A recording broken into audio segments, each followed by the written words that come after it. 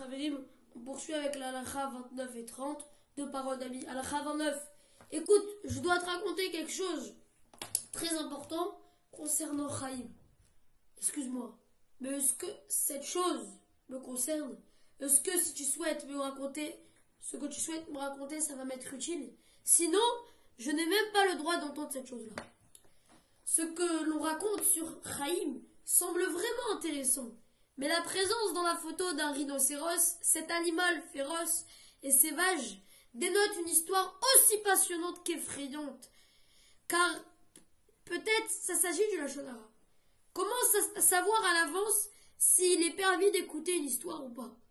Tu sais pas, quelqu'un veut te dire je te raconte une histoire, mais toi tu sais pas si c'est permis d'écouter cette histoire ou pas. Voici un conseil très simple.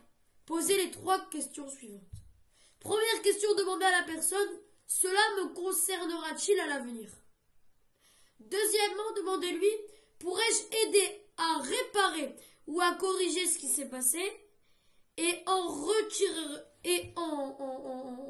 est-ce que je vais en retirer une utilité? Dans la plupart des cas, quand on va vous demander de vous raconter une histoire, la réponse sera négative. Il est interdit de prêter l'oreille et à plus forte raison de croire à ce récit. Halakha 30. Pourquoi restes-tu assis, les doigts dans les oreilles?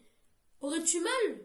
Non, non. Mais tout le monde raconte du Lachon Hara et ne pouvant sortir, je préfère protéger mes oreilles. L'image ne comporte pas de son. Aussi, nous ne savons pas de quoi parlent les enfants. Mais le fait que le deuxième enfant à droite se bouche les oreilles nous permet de comprendre qu'il parle de choses dont il est interdit de parler et qu'il est interdit également d'entendre et également d'y croire. Si on se trouve en présence de personnes qui sont en train de parler du Lachon Hara et qu'il est possible de s'éloigner de ces personnes-là, alors c'est la meilleure solution. Sinon, il convient au moins de se boucher les oreilles et d'aborder une expression de désaccord afin qu'il soit clair aux yeux de tous que l'on pense que ce qu'ils sont en train de raconter, de leur faire comprendre que ce qu'ils racontent est du Lachon Hara. En conclusion, aujourd'hui, on a appris 2 choses. On a appris que si quelqu'un veut te raconter quelque chose ou te raconter une histoire, tu dois lui poser les 3 questions avant qu'il te raconte une histoire. Tu dois poser les 3 questions qu'on a dit.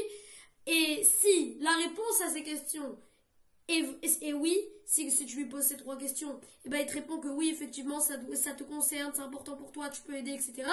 Alors là, dans ce cas, tu as le droit d'écouter. Mais si, dans la plupart des cas, c'est négatif, la réponse, ça va pas du tout te concerner, alors on n'a pas droit d'écouter.